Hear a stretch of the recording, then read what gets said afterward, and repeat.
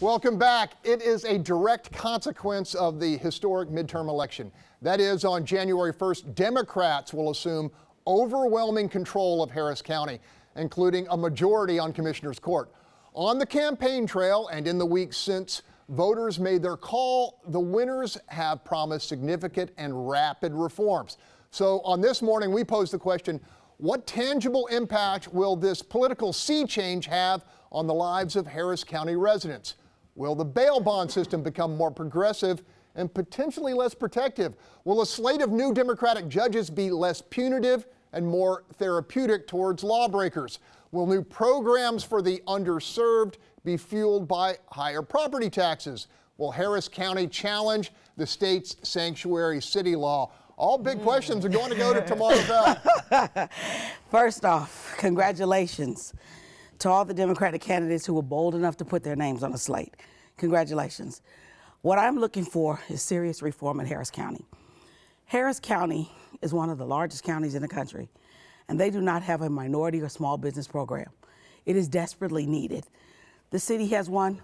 Most counties have them. Harris County doesn't. In addition to the bail reform, which is critical and crucial for our city to survive, because it is so economically discriminatory to so many people across so many paths. You shouldn't be in jail for a minor offense because you can't afford to get out. They don't know if you committed a crime. You can't even bail yourself out to try to get the evidence. So that is needed. So I'm really looking forward to positive change in Harris County.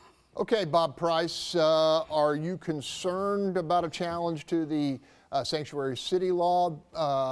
Do you see any problems with a complete Democratic takeover? The city of Houston was involved in the challenge already for SB 4 and lost in that issue, as every other challenge to the law, other than one little piece of it that has been thrown out. So I'm not concerned about a challenge. I'm with you on the need for bail reform. We can't have people being punished by bail. Bail is to ensure that you show up for court.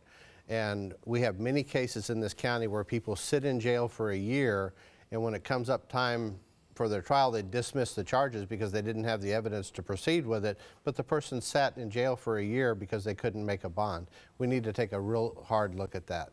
Tony Diaz, what's the word out in the community? Are they feeling like this regime will serve the underserved?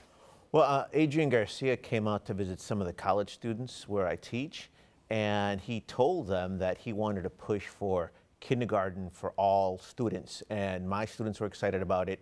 I'm a product of kindergarten education, so that may convince people otherwise that it's good or not, but I think it's huge that we have an administration now that will come in and advocate for school for folks from kindergarten all the way up to 12th and into college. I think that's huge. The other thing I would say too, I hope people understand how powerful it is to see a role model, how powerful it is to see someone who's African-American or Latino who looks like you. When you walk into a courtroom, it makes you feel more at home.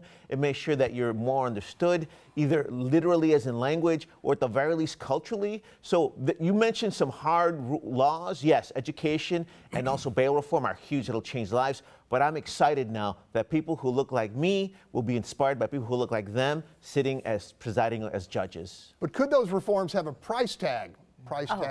That will require more revenue. Absolutely, more revenue. I've never met a Democrat that doesn't want more money. And I think we're going to watch property tax rates.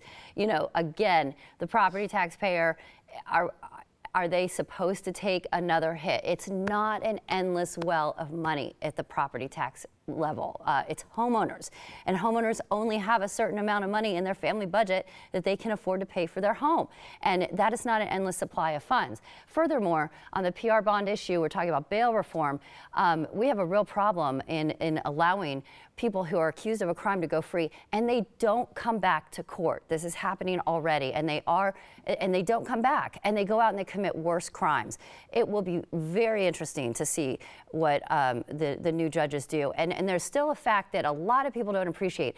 There is not one Republican judge down at the courthouse in Harris County. a lot of people do like balance in their courtroom, and now we are completely tipped in the Democrat scale in its favor that it's 100% Democrat. It'll be very interesting to see what happens with a lot less experience at the bench. Okay, nice. Leave a little time for David. Go. Yeah, okay, so experience at the bench. Let's just take, for 24 years, we had all Republicans Yes. on the bench Yes. in every court. So to say that now that Democrats have taken over, they don't have experience. Well, when all those Republicans took over 24 years ago, they had zero experience and they That's had not all true. the courts. It's not true. So at the end of the day, It's not true. let me just finish. So at the end of the day, let's think about it like this. Punitive relief will be gone. No more will you be punished for being black and brown or too poor to find bail. At the end of the day, It this wasn't is not happening now. This is not. please. This is not a money issue when it comes to bail reform.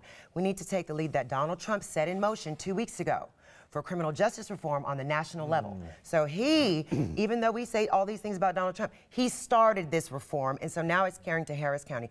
We will have better Democratic judges who will be fair in dispensing the bail, and they will also be fair in how they deal with black and brown and undereducated people. It's a good day to be a Democrat. We will be watching closely to see if those promises are kept. Up next, what you think matters most. Viewer feedback from social media and David Balat's response after the break.